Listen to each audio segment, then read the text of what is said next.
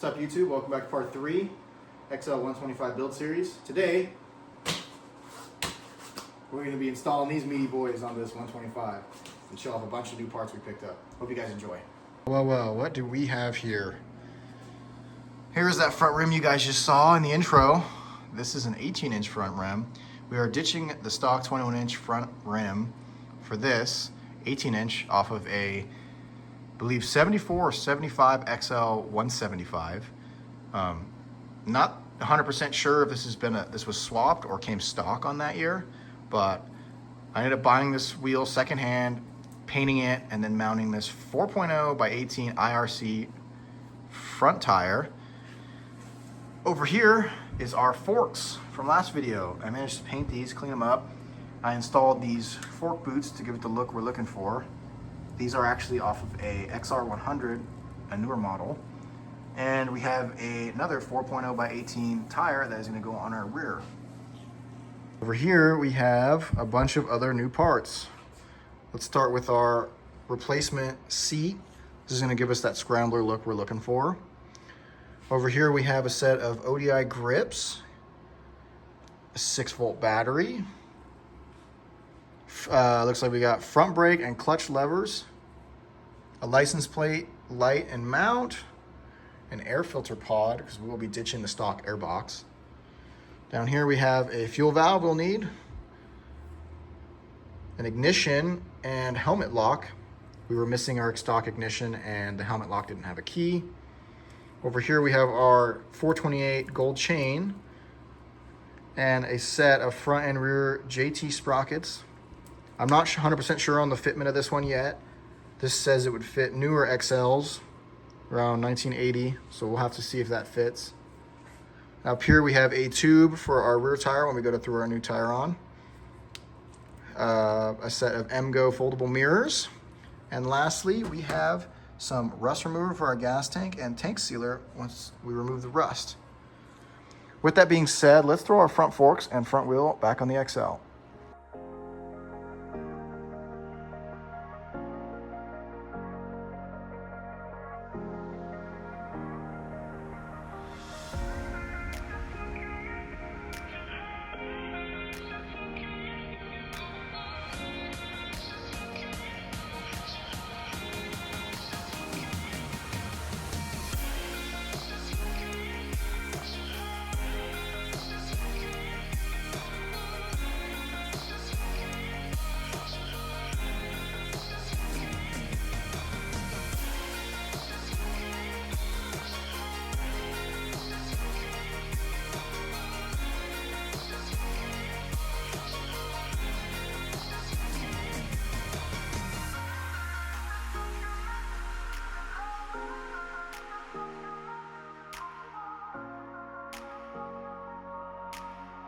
Wow, well that looks nothing short of a word I can't say on YouTube, but awesome. This turned out way, way, way cool.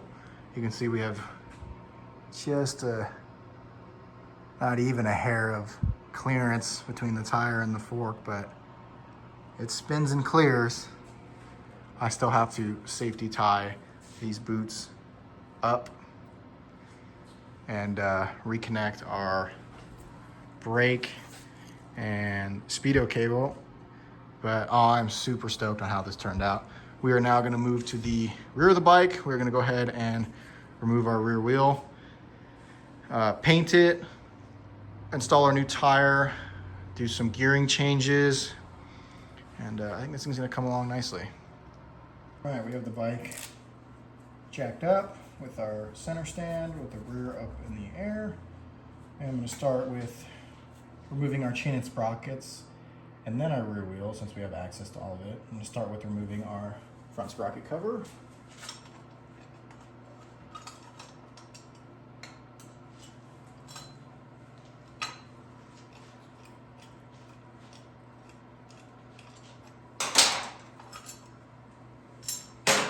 Alright, then we'll take a pair of pliers and pop our master link clip out. Alright, now that that's off, move back to the front here. I'm going to take off our two front sprocket 10mm bolts. grab one of these and just one, two.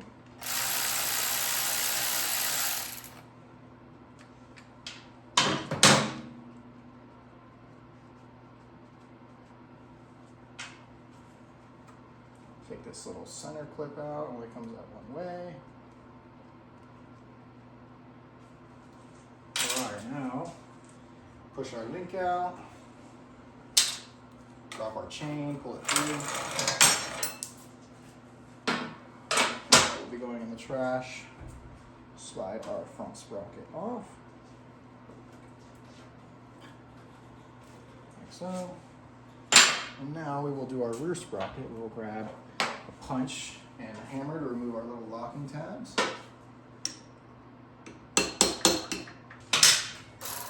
Ratchet here.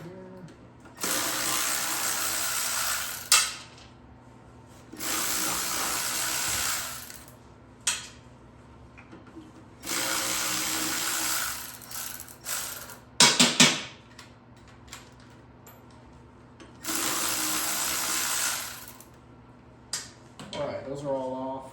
So we'll start with removing our rear wheel to 19 millimeter. Crack this loose. I'll stick a screwdriver in the other end. That's older style axle bolt.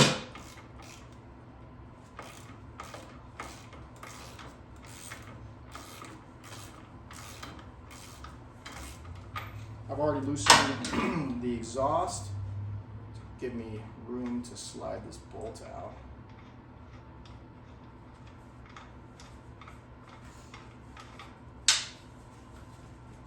And then I have already disconnected our stabilizer bracket for our rear brake.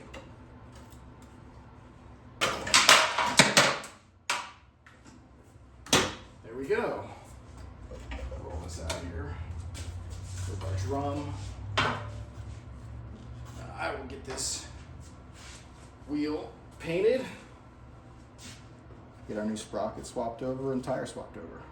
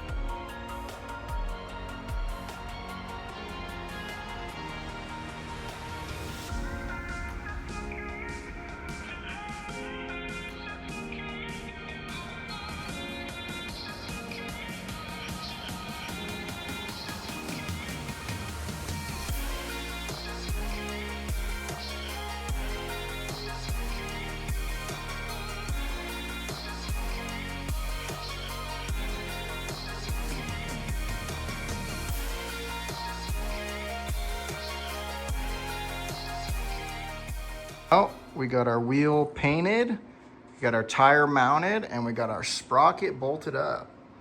Super stoked that that all went together and didn't have any fitment issues with the sprocket. Over here on the bench, we have our rear brake drum cleaned up, painted, all our accessory hardware cleaned up, along with our axle. I took some sandpaper, real light grit, to clean that up so there's no more issues pulling that out. So only thing I want to note is I used a little bit of blue thread locker on our stud, and I'm also going to use some on our front sprocket bolts, these little 10 millimeters. So it's pretty much just the same process in reverse. Let's do it.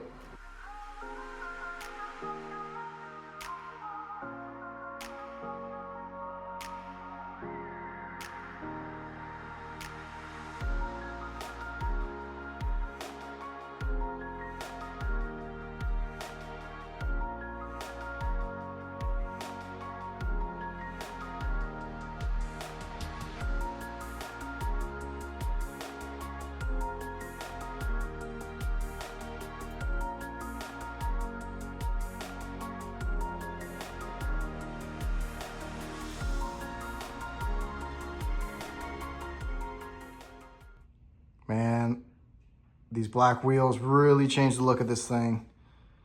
Our chain and sprockets are all buttoned up and adjusted properly. The next thing we're gonna focus on is throwing a set of grips and levers on this thing.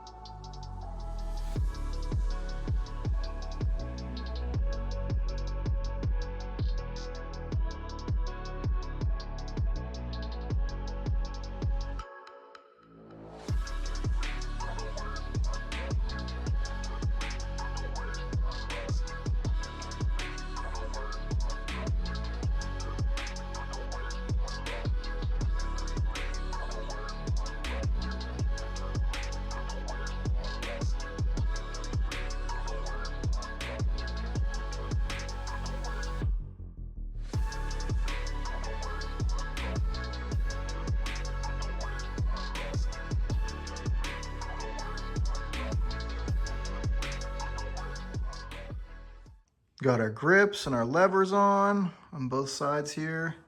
All that's coming along, all the controls are tightened up, cleaned a bunch of contacts on the inside. Decided to install that little mirror too, just to kind of mock it up. We also put our ignition switch in, along with our helmet lock, and they both use the same key. The last thing we're going to do is remove our factory airbox, which is also our battery holder.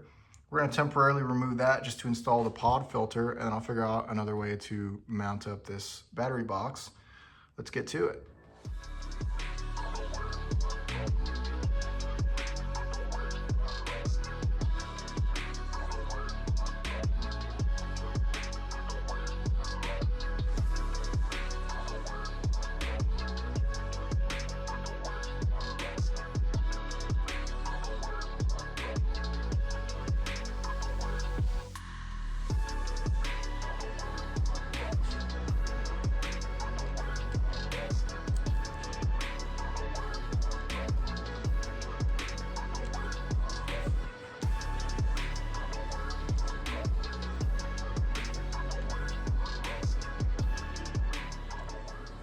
Well, we got our factory air box removed and our air filter pod installed.